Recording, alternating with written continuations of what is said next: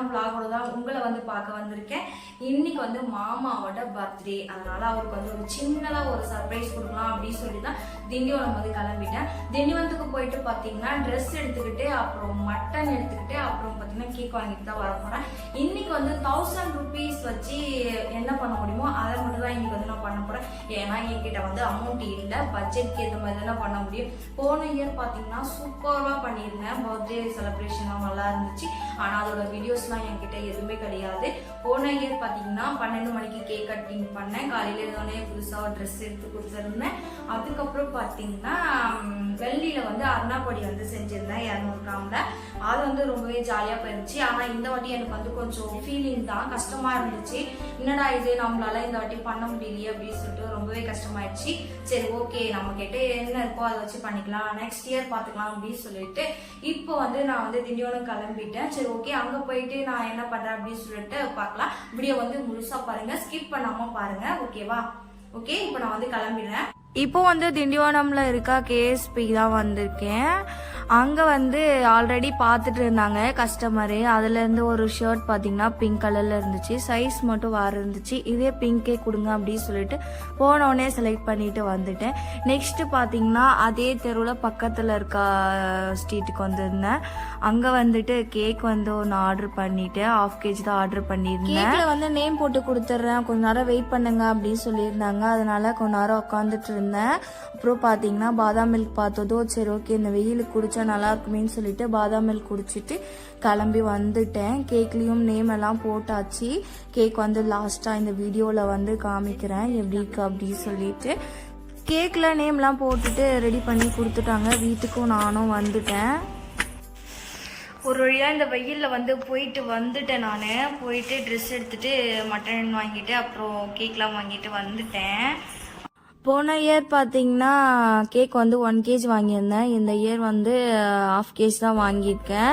என்கிட்ட அமௌண்ட் இல்லை அதனால. ஆனால் நான் எடுத்துகிட்டு போனது 1000 தான். ஆனால் 1000க்கு மேலவே ஆயிடுச்சு. அப்புறம் பார்த்தீங்கன்னா ஹஸ்பண்டுக்கு கால் பண்ணிட்டு இந்த மாதிரி எனக்கு 200 வேணும், எனக்கு அமுச்சு விடுங்க அப்படின்னு சொல்லியிருந்தேன். அவருமே என்ன பண்ணாரு, வீட்டிலேருந்து எடுத்துகிட்டு போனார். இல்லை நான் வீட்டில் இல்லை, நான் வெளியே இருக்கேன், திண்டிவனத்தில் இருக்கேன் அப்படின்னு சொல்லியிருந்தேன். சரின்னு சொல்லிட்டு அவரும் 200 அனுப்பியிருந்தாரு. ஆனால் நான் எதுக்காக கேட்டேன் அப்படின்னு சொல்லிட்டு அவருக்கு கண்டிப்பாக தெரியாது.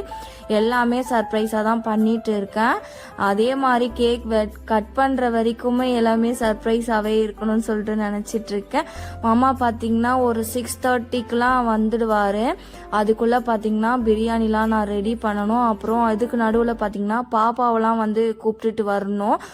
4 மணிக்கு மேலே பாப்பாவெல்லாம் கூட்டிகிட்டு வந்த பிறகு தான் பிரியாணி வந்து ரெடி பண்ண போகிறேன். மட்டன் வந்து 1/2 kg வாங்கிட்டு வந்திருந்தேன். மட்டன் வந்து இது வரைக்கும் நான் செஞ்சது கிடையாது. பிரியாணி குழம்பு தான் வச்சுருக்கேன். ஃபர்ஸ்ட் டைம் ட்ரை பண்ண போகிறேன், எப்படி இருக்கும்னு தெரியல. ஃபர்ஸ்ட் டைம் மட்டன் பிரியாணி வந்து ட்ரை பண்ணுறேன். ஃபஸ்ட்டு வந்து பட்டை லவங்கம் எல்லாத்தையுமே ஆட் பண்ணிவிட்டு, வெங்காயம் ஆட் பண்ணிவிட்டு, தக்காளி ஆட் பண்ணிவிட்டு, இஞ்சி பூண்டு பேஸ்ட் ஆட் பண்ணிவிட்டு நல்லா வதக்கி விட்டுக்கிட்டு, அப்புறம் பார்த்தீங்கன்னா சில்லி மசாலாவும் பெப்பர் மட்டும் ஆட் பண்ணிவிட்டு நல்லா வதக்கி விட்டுக்கிட்டு, மட்டனை வந்து வேக வச்ச மட்டனை வந்து ஆட் பண்ணிவிட்டு நல்லா வதக்கி விட்டுக்கிட்டு, தயிர் கொஞ்சமாக ஆட் பண்ணிவிட்டு நல்லா வதக்கி விட்டுக்கிட்டேன். அதுக்கப்புறம் பார்த்தீங்கன்னா புதினா கொத்தமல்லிலாம் அலசி வச்சுருந்தேன், அதையும் ஆட் பண்ணிக்கிறேன். உப்பு கொஞ்சோண்டு ஆட் பண்ணிக்கிறேன். நல்லா வதக்கிட்டு மட்டன் வந்து வேக வச்ச தண்ணி இருந்துச்சு, அது ஒரு கிளாஸ் வந்து மீந்துருந்துச்சு, அதை போட்டு நல்லா கொதிக்க வச்சுக்கிறேன். எல்லா தண்ணியும் ஊற்றிக்கிட்டு அரிசிக்கு தேவையான தண்ணி வந்து வச்சுக்கிட்டேன். இங்கே பார்த்தீங்கன்னா பிரியாணி வந்து தம் போட்டு வச்சாச்சு. இன்னும் கொஞ்சம் நேரத்தில் ரெடி ஆகிடும். அது ரெடி ஆகிறதுக்கு காட்டியும் பார்த்தீங்கன்னா நான் ட்ரெஸ் சேஞ்ச் பண்ணிட்டு வந்துடுறேன். பாப்பாவும் டியூஷன் போயிட்டு வந்துடுவா. என்னடா இது நம்மளா செஞ்சோம் அப்படின்ற மாதிரி தான் இருந்துச்சு எனக்கு. அவ்வளோ சூப்பராக வந்துருந்துச்சு மட்டன் பிரியாணி. டேஸ்ட்டுமே வேறு லெவலில் இருந்தது.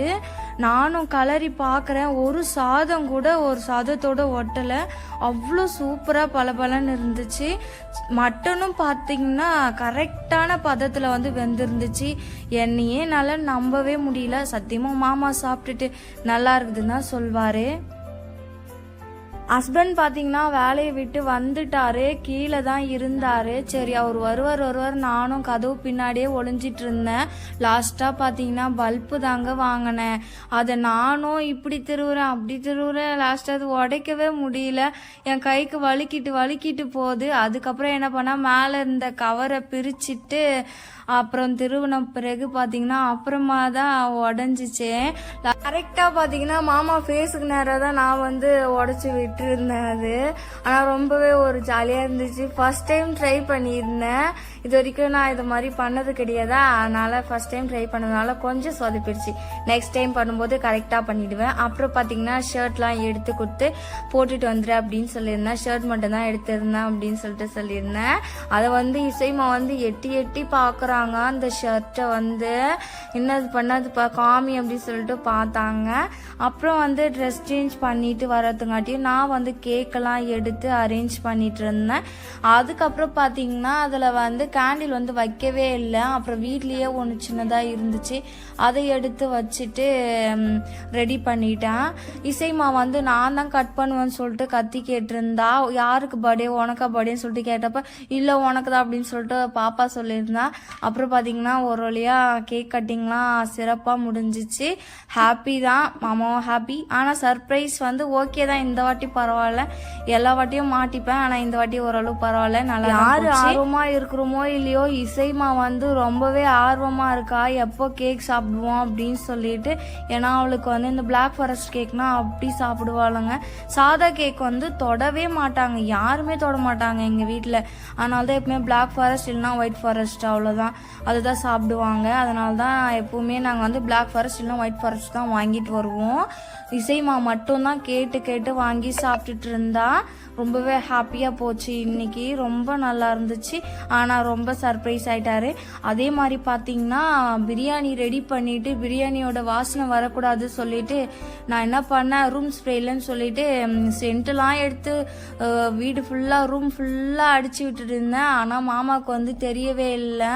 கேக்லாம் கட் பண்ணதுக்கு அப்புறம் தான் சொல்லியிருந்தேன் பிரியாணி தான் ரெடி பண்ணியிருக்கேன், ஆனால் என்ன பிரியாணின்னு சொல்லிட்டு நீ தான் கெஸ் பண்ணணும் அப்படின்னு சொல்லியிருந்தேன். அவர் பார்த்தீங்கன்னா கரெக்டாக என்ன பிரியாணியா மட்டன் பிரியாணியான்னு கேட்டார். அப்புறம் பார்த்தீங்கன்னா ஒரு வழியாக சாப்பிட்றதுக்கு உட்காந்துட்டோம்.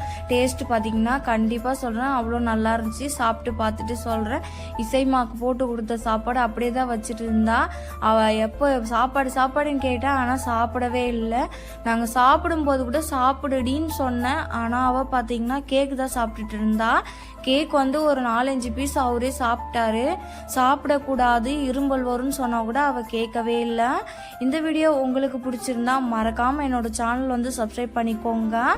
இன்னும் நிறைய வீடியோ இன்ட்ரெஸ்டிங்காக போடணும்னு எனக்கும் ஆசை தான். எனக்கு கொஞ்சம் சப்போர்ட் பண்ணுங்கள். நெக்ஸ்ட் வீடியோவில் பார்க்கலாம். பாய்.